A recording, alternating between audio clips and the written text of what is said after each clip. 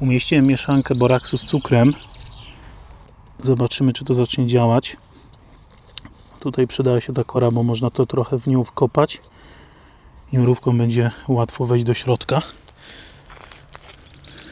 Najlepiej zobrazować, że jest już źle z mrówkami, pokazując 2 truskawki, a przynajmniej tą jedną, chociaż tutaj prawie każda z tych małych przy końcu tego rzędu ma już nieźle usypane kopce przez mrówki.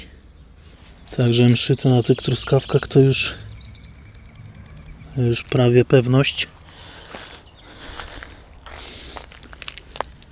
O, tam były czarne, a tu jest masa czerwonych.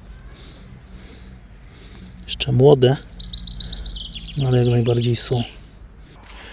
Położyłem już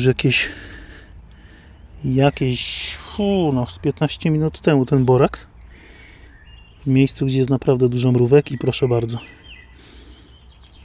pięknie się dossały, a tutaj sobie popylają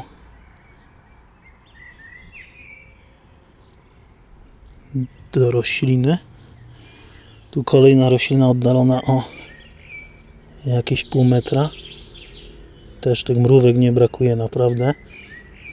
Co ciekawe, zauważyłem, że na pomidorach ich tak nie ma. Może się aż tak pomidorami jeszcze nie zainteresowały. Wychodzi na to, że mrówki się już zainteresowały. Nawet tym, co jest w tych butelkach. Widać, że szlak transportowy do butelki z boraksem już działa. Szybkie są skurczybyki. Nie spodziewałem się tego.